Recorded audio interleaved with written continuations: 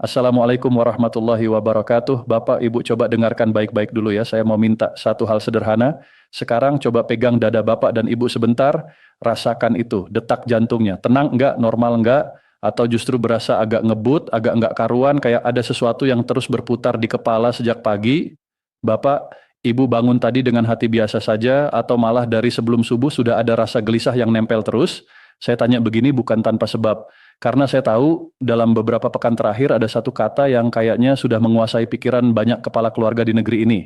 Satu kata yang bikin grup WhatsApp rame terus, bikin orang yang biasanya kalem jadi bolak-balik buka HP, bikin obrolan di warung kopi, di majelis taklim, di arisan, bahkan di ruang tamu keluarga cuma muter di topik yang sama. Kata itu adalah rapelan. Bapak Ibu, sebelum kita jalan lebih jauh, izinkan saya mengajak Bapak dan Ibu merenung sebentar. Coba bayangkan Bapak adalah seorang pensiunan guru. Bukan guru sehari dua hari, tapi guru yang mengabdi puluhan tahun, bahkan sampai 35 tahun. Coba ingat lagi masa-masa itu. Berdiri di depan kelas, dari pagi sampai siang, menghadapi ratusan, bahkan ribuan anak didik. Ada yang pinter banget, ada yang bandel, ada yang duduk manis, ada juga yang susah banget diatur. Bapak tetap sabar ngajar. Kadang harus agak keras, kadang harus menaikkan suara biar anak di bangku belakang juga dengar. Setiap malam Bapak bawa tumpukan buku pulang ke rumah. Tugas murid dikoreksi sampai mata perih, sampai lelahnya kadang bukan main. Gaji, jujur saja, dulu mungkin pas-pasan. Tapi Bapak tetap jalani dengan ikhlas, karena dalam hati Bapak percaya ini bukan sekadar pekerjaan. Ini panggilan jiwa. Sekarang Bapak sudah pensiun, rambut mulai memutih, cucu-cucu sudah mulai lari-lari di sekitar rumah, kadang naik ke pangkuan, kadang minta cerita. Harusnya ini masa istirahat, masa menikmati hasil pengabdian. Tapi kenapa ya di masa yang seharusnya tenang ini, hati malah sering resah, kenapa pikiran justru lebih sering penuh tanda tanya? Atau coba bayangkan Ibu, seorang pensiunan perawat. Selama puluhan tahun Ibu merawat pasien, kadang sampai larut malam, kadang harus lembur saat ada pasien gawat. Ibu pernah merasakan masa pandemi saat semua orang takut keluar rumah, tapi Ibu dan rekan-rekan tetap berdiri di garis depan. Keringat membasahi seragam yang berat dan kurang nyaman. Wajah lecet karena masker dipakai berjam-jam. Di rumah, keluarga menunggu dengan cemas. Dan sekarang setelah pensiun, Ibu cuma ingin hidup tenang, bisa beres-beres rumah pelan-pelan, masak buat suami, menikmati pagi tanpa harus dikejar-kejar alarm dan jadwal shift. Tapi kenapa ya Bu? Kenapa rasa tenang itu seperti terus diganggu oleh satu pertanyaan yang enggak kunjung selesai? Atau bayangkan seorang pensiunan TNI atau Polri. Dulu mungkin bertugas di tempat yang jauh dari keluarga, jauh dari keramaian, jauh dari kenyamanan, berdiri di pos perbatasan yang dingin, menjaga kedaulatan negara. Saat orang lain tidur lelap, beliau justru berjaga. Saat orang lain kumpul sama keluarga di hari raya, beliau malah siaga, siap kapan saja. Malam buta pun tetap waspada. Pensiun adalah momen yang paling dinanti. Saatnya pulang, saatnya istirahat, saatnya berkumpul bersama anak dan cucu. Tapi kenapa ya Pak? Setelah semua pengabdian itu, justru pikiran masih dibebani hal-hal yang sebenarnya sudah menjadi hak. Saya bertanya begini, bukan untuk bikin Bapak dan Ibu sedih. Saya bertanya begini karena saya ingin Bapak dan Ibu sadar, rasa resah itu wajar. Sangat wajar. Dan rasa itu nggak boleh bikin Bapak dan Ibu malu. Itu bukan tanda bahwa Bapak dan Ibu pelit, bukan tanda materialistis, bukan tanda kurang bersyukur. Rasa itu muncul karena Bapak dan Ibu adalah manusia. Manusia yang punya kebutuhan, punya tanggung jawab, punya keluarga yang dicintai, dan punya hak yang memang seharusnya didapatkan setelah puluhan tahun mengabdi. Hari ini 1 April 2006. Bagi sebagian orang mungkin ini cuma hari biasa. Cuma tanggal biasa, cuma lembaran kalender yang terus berjalan. Tapi bagi para pensiunan PNS, TNI, Polri, dan Hakim yang sedang mendengarkan suara saya saat ini, hari ini bisa jadi terasa sangat besar. Bisa jadi ini hari di mana kabar yang ditunggu-tunggu mulai menemukan titik terang. Atau bisa juga hari ini justru jadi pengingat bahwa kita harus lebih cerdas menyikapi informasi yang datang silih berganti. Saya paham betul apa yang Bapak dan Ibu rasakan. Beberapa hari terakhir mungkin Bapak dan Ibu lebih sering buka aplikasi mobile banking. Cek saldo pagi, cek saldo siang, cek lagi malam sebelum tidur. Mungkin notifikasi pesan di HP juga lebih sering dibuka. Grup WhatsApp yang dulu jarang disentuh, sekarang malah jadi tempat paling sering dicek. Tiba-tiba ada pesan dari teman seangkatan, "Pak, info bagus nih. Katanya rapelan bulan ini cair." Lalu pesan itu diteruskan ke grup keluarga, grup pensiunan, grup arisan, bahkan grup pengajian. Belum selesai di situ, muncul lagi pesan lain yang lebih heboh. Ada nominalnya, ada hitung-hitungannya, ada golongan berapa dapat sekian, golongan sampai sekian dapat sekian. Lalu ada lagi yang kirim tangkapan layar dengan huruf merah menyala, tulisan yang bikin jantung serasa mau loncat, info penting rapelan, gelombang pertama, cair minggu depan. Di kondisi seperti itu, apa yang biasanya terasa campur aduk, ada senyum kecil yang muncul tapi langsung disusul was-was. Ini beneran ya? Jangan-jangan cuma gosip lagi, tapi kok kelihatannya serius. Lalu hati mulai nggak karuan. Antara senang dan takut kecewa. Rasanya seperti naik roller coaster. Baru naik sedikit, deg-degan. Baru senyum, takut jatuh lagi. Saya tahu rasanya karena saya juga melihat bagaimana banyak orang di sekitar saya merasakan hal yang sama. Tapi Bapak Ibu yang saya hormati, para purna bakti bangsa, saya hadir di sini bukan untuk nambah kebingungan. Saya bukan mau ikut-ikutan menyebarkan kabar yang belum jelas sumbernya. Saya justru ingin mengajak Bapak dan Ibu duduk sebentar, tarik napas dalam-dalam, lalu melihat persoalan ini dengan kepala yang jernih. Karena dalam urusan yang menyangkut hak puluhan juta jiwa dan nilai triliunan rupiah, kita tidak bisa hanya berpegang pada kabar yang muter di grup WhatsApp. Kita harus kembali ke sumbernya, kita harus lihat dokumennya, kita harus dengar pernyataan resminya, kita harus pahami mekanismenya. Mari kita mulai dari awal, dari fondasi paling kuat yang jadi dasar dari semua pembicaraan heboh ini. Beberapa bulan terakhir media sosial diramaikan dengan kabar tentang rencana besar pemerintah untuk menaikkan gaji aparatur negara. Kabar ini bukan keluar dari ruang kosong, ini bermula dari dokumen resmi negara yang disebut Rencana Kerja Pemerintah atau RKP. Dalam dokumen yang disusun oleh Kementerian Perencanaan Pembangunan Nasional atau Bappenas, agenda kenaikan gaji aparatur negara secara resmi masuk ke dalam prioritas nasional. Jadi ini bukan cuma omongan 1-2 pejabat di panggung acara, ini sudah masuk ke perencanaan pembangunan nasional. Artinya secara struktural pemerintah sudah mempertimbangkan hal ini, sudah memasukkannya ke dalam jalur kebijakan. Dari situ kemudian lahirlah payung hukum yang lebih kuat, yaitu Peraturan Presiden Republik Indonesia Nomor 79 Tahun 2025. Bapak Ibu kalau masih ragu, ingat baik-baik nomor ini, Perpres 79 Tahun 2025. Ini produk hukum tingkat eksekutif yang ditandatangani langsung oleh Presiden Republik Indonesia. Dalam sistem hukum kita, Perpres bukan sekadar kertas. Itu instrumen kebijakan yang mengikat, yang harus dijalankan oleh seluruh jajaran pemerintahan. Kalau Perpres sudah terbit, berarti itu bukan lagi wacana. Itu sudah menjadi komitmen kenegaraan. Sudah menjadi arahan yang wajib ditindaklanjuti dengan aturan teknis di bawahnya. Sekarang siapa saja yang jadi sasaran dalam Perpres ini? Perpres itu secara jelas mengamanatkan penyesuaian penghasilan bagi aparatur sipil negara dengan perhatian khusus kepada beberapa profesi strategis yang punya peran vital buat bangsa. Sebut saja guru dan dosen, para pahlawan tanpa tanda jasa yang mencerdaskan kehidupan bangsa dari Sabang sampai Merauke. Lalu tenaga kesehatan, garda terdepan yang enggak pernah lelah merawat dan menyelamatkan nyawa. Ada juga penyuluh pertanian, perikanan, dan keluarga berencana yang menjadi ujung tombak pembangunan di desa-desa. Ada TNI dan Polri, tulang punggung pertahanan dan keamanan yang siang malam menjaga kedaulatan. Dan tentu saja pejabat negara serta seluruh aparatur sipil yang menjadi penggerak birokrasi. Ketika daftar itu disebut, pasti di benak Bapak dan Ibu muncul pertanyaan yang langsung menusuk. Kalau yang disebut itu ASN aktif, lalu kami yang sudah pensiun bagaimana? Apakah kami hanya jadi penonton di pinggir lapangan? Apakah kami yang puluhan tahun mengabdi, yang rambutnya sudah memutih, yang tenaga sudah terkuras, akan dilupakan begitu saja? Pertanyaan itu sangat valid Bapak Ibu. Itu lahir dari pengabdian panjang. Itu bukan pertanyaan orang malas, bukan pertanyaan orang yang enggak tahu terima kasih. Itu pertanyaan dari orang yang sudah memberikan hidupnya untuk negeri.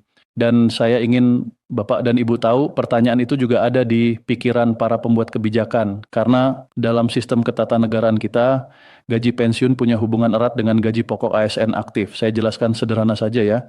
Gaji pensiun di Indonesia dihitung berdasarkan persentase tertentu dari gaji pokok terakhir saat masih aktif. Biasanya persentasenya 75%.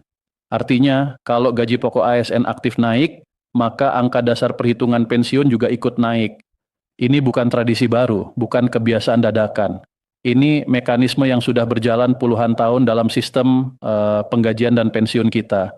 Pemerintah nggak mungkin menaikkan gaji ASN aktif, lalu membiarkan pensiunan tetap diam di tempat. Karena kalau itu terjadi, akan muncul ketimpangan yang sangat tidak adil. Bayangkan seorang pensiunan guru yang dulu gaji pokoknya 3 juta, pensiunannya 75%. Lalu gaji guru aktif naik menjadi 3,6 juta. Kalau pensiunan tidak ikut naik, nilai real pensiunannya akan tergerus. Padahal merekalah orang-orang yang membangun fondasi sistem pendidikan ini.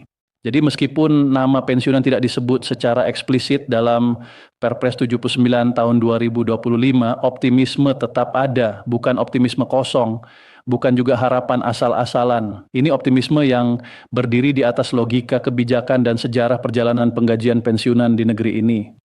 Tapi optimisme saja tidak cukup, kita butuh kepastian. Dan kepastian itu baru datang dari aturan teknis yang jadi turunan dari Perpres tersebut. Disinilah titik krusial dari seluruh cerita ini. Perpres sudah terbit, tapi perjalanan dari Perpres sampai ke rekening Bapak dan Ibu masih panjang. Ada tahapan yang harus dilalui. Tahapan itu dimulai dari terbitnya peraturan pemerintah tentang gaji PNS atau peraturan Menteri Keuangan tentang penyesuaian pensiun. Setelah itu, baru lembaga penyalur seperti PT Taspen untuk pensiunan sipil dan PT Asabri untuk pensiunan TNI Polri bisa memproses perhitungan dan pencairan. Pertanyaan besarnya, sekarang kita ada di mana? Sampai saat ini, regulasi teknis yang mengatur besaran kenaikan, mekanisme pembayaran, dan masa berlakunya belum diterbitkan. Ini fakta yang harus kita terima dengan kepala dingin. Bukan buat mematahkan harapan, tapi supaya harapan kita nggak salah alamat. PT Taspen sendiri dalam respons resminya di media sosial menyatakan bahwa mereka memahami antusiasme para peserta. Tapi mereka juga jujur dan transparan bilang bahwa regulasi teknis dari pemerintah belum diterbitkan. Taspen nggak bisa cairkan uang tanpa dasar hukum. Dan itu memang bukan soal mau atau tidak mau. Itu soal prosedur keuangan negara yang harus dijaga. Uang negara, apalagi dalam jumlah besar, nggak bisa keluar cuma gara-gara kabar viral atau tekanan sosial. Harus ada aturan yang jadi pijakan. Lalu bagaimana dengan sinyal dari Menteri Keuangan? Dalam pernyataan pers terbaru, Menteri Keuangan menyebut bahwa pemerintah sedang melakukan evaluasi fiskal yang mendalam di triwulan pertama tahun 2026. Evaluasi ini penting untuk memastikan APBN tetap sehat dan kuat sebelum pemerintah menggelontorkan dana besar buat kenaikan gaji ASN dan pensiunan. Ini bukan penundaan yang sembrono, ini proses kehati-hatian, proses due diligence, supaya kebijakan ini nggak cuma jalan sekali lalu macet di tengah jalan. Negara punya banyak kewajiban finansial lain seperti bayar utang, bangun infrastruktur, kasih bantuan sosial, subsidi BBM dan listrik, dan masih banyak lagi. Semua harus dikelola dengan cermat. Sekarang mari kita rangkai semua informasi ini jadi gambaran yang utuh. Kita punya 3 data penting. Pertama, Perpres 79 tahun 2025 sudah terbit sebagai dasar hukum utama. Kedua, regulasi teknis untuk pencairan belum terbit dan Taspen menyatakan belum bisa mencairkan. Ketiga, Menteri Keuangan masih melakukan evaluasi fiskal di triwulan pertama 2026, yaitu Januari sampai Maret. Dari 3 data ini, kita bisa bikin proyeksi yang masuk akal. Momentum pengambilan keputusan yang paling realistis adalah sekitar pertengahan hingga akhir April 2026. Kenapa begitu? Karena pada periode itu, data evaluasi fiskal awal sudah terkumpul, sudah dianalisis, sehingga membuka peluang bagi pemerintah untuk mengumumkan kebijakan. Setelah lampu hijau diberikan, proses berikutnya juga masih butuh waktu. Penerbitan regulasi teknis seperti peraturan pemerintah atau peraturan Menteri Keuangan biasanya memakan waktu sekitar 2-4 minggu. Setelah itu ada sosialisasi ke lembaga penyalur seperti Taspen, verifikasi data jutaan pensiunan yang harus akurat, dan barulah pencairan masuk ke rekening. Dengan skenario yang paling optimis dan tanpa kendala teknis yang berarti, pencairan Raplan dan gaji pensiun baru kemungkinan mulai dilakukan pada triwulan kedua tahun 2026, bisa jadi paling cepat pertengahan April, bisa juga bergeser ke Mei atau awal Juni. Ini timeline yang masuk akal, ya, bukan berdasarkan firasat, bukan dari kabar mulut ke mulut, tapi dari logika proses birokrasi dan keuangan negara. Tapi saya tahu buat Bapak dan Ibu yang tiap hari menunggu, yang tiap hari berharap, yang tiap hari merasa cemas, timeline ini mungkin terasa lama sekali. Rasanya seperti nunggu kereta yang terus dijanjiin datang, tapi tiap lihat rel malah kosong melompong. Disinilah kita harus bermain di level yang lebih dalam. Bukan cuma di level informasi, tapi di level psikologis. Karena menunggu, apalagi dalam kondisi nggak pasti, itu salah satu pengalaman paling melelahkan dalam hidup manusia. Energi terkuras, tidur terganggu, hati yang tadinya tenang jadi gampang resah. Bapak dan Ibu yang saya hormati, jangan sampai proses menunggu ini merampas kebahagiaan masa pensiun. Coba ingat lagi masa-masa ketika Bapak dan Ibu masih aktif bekerja dulu. Saat menghadapi situasi sulit, saat menghadapi tekanan, pasti ada cara untuk tetap tegar. Guru yang menghadapi kelas dengan 40 murid ribut, pasti punya strategi supaya tetap tenang. Perawat yang menghadapi pasien gawat darurat, pasti punya cara mengelola stres. Prajurit yang berdiri di perbatasan pasti punya mental baja untuk menghadapi segala kemungkinan. Nah, mental baja itu, strategi tenang itu harus dihidupkan lagi sekarang. Karena masa pensiun bukan cuma soal uang. Masa pensiun adalah soal bagaimana kita memenangkan pertempuran, melawan kecemasan, melawan ketidakpastian, melawan informasi yang simpang siur. Coba saya ajak Bapak dan Ibu lihat gambaran kecil yang mungkin dekat dengan kehidupan sehari-hari. Di sebuah desa hiduplah seorang pensiunan bernama Pak Harun. Dulu Pak Harun adalah kepala sekolah. Setiap pagi ia selalu duduk di teras rumah sambil menyeruput kopi hitam buatan istrinya. Matanya menatap sawah yang terbentang di depan rumah. Itu rutinitas yang menenangkan. Tapi sejak beberapa bulan terakhir ada yang berubah. Pak Harun nggak lagi menikmati kopinya dengan tenang. Matanya nggak lagi setia menatap sawah yang hijau. Justru matanya lebih sering tertuju pada layar HP yang digenggamnya. Bolak-balik buka grup WhatsApp, cek notifikasi, baca pesan yang masuk. Kadang ia menghela napas panjang, kadang ia manggut-manggut sendiri. Istrinya yang melihat perubahan itu cuma bisa diam, karena ia tahu suaminya sedang digerogoti kecemasan yang sama seperti ribuan pensiunan lainnya. Suatu pagi istrinya bilang, "Pak Harun, kopinya sudah dingin, sudah 2 kali ibu panaskan."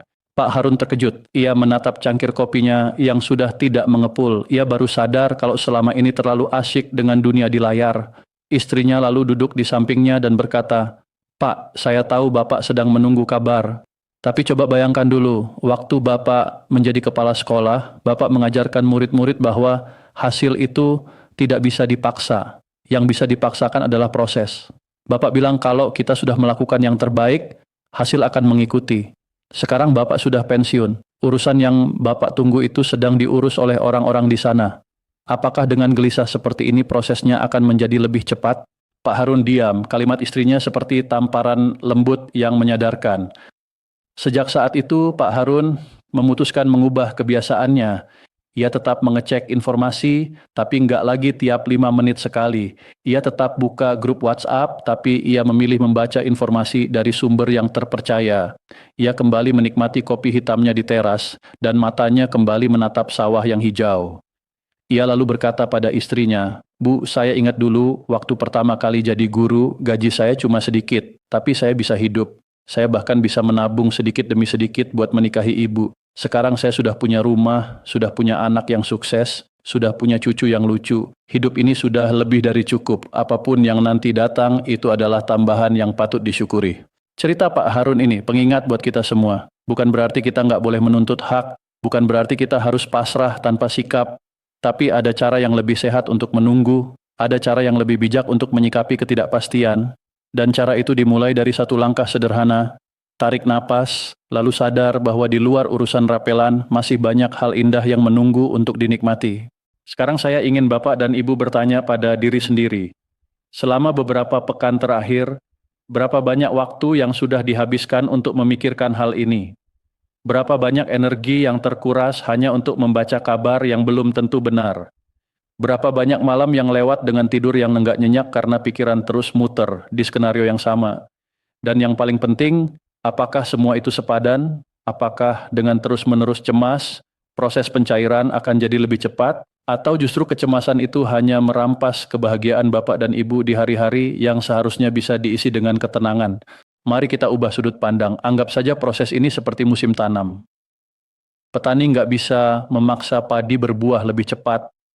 Ia cuma bisa menyiapkan lahan, menanam benih, merawat dengan sabar, lalu menunggu. Ia nggak duduk di pinggir sawah dengan gelisah sambil mencabuti rumput yang sama berulang-ulang. Ia isi waktunya dengan hal-hal produktif. Ia bersihkan saluran air. Ia cek tanaman lain. Ia ngobrol dengan tetangga. Ia istirahat di gubuk dengan tenang. Ia tahu pada waktunya padi itu akan menguning dan siap dipanen. Begitu juga dengan hak Bapak dan Ibu, ia sudah ditanam lewat puluhan tahun pengabdian. Ia sudah dirawat lewat aturan-aturan yang ada. Sekarang tinggal menunggu dengan sabar. Pada waktunya ia akan tiba. Tapi Bapak dan Ibu, cerita ini belum selesai karena ada satu elemen penting yang sering luput dari perhatian. Dalam setiap kebijakan besar seperti ini, selalu ada dua sisi yang berjalan bersamaan.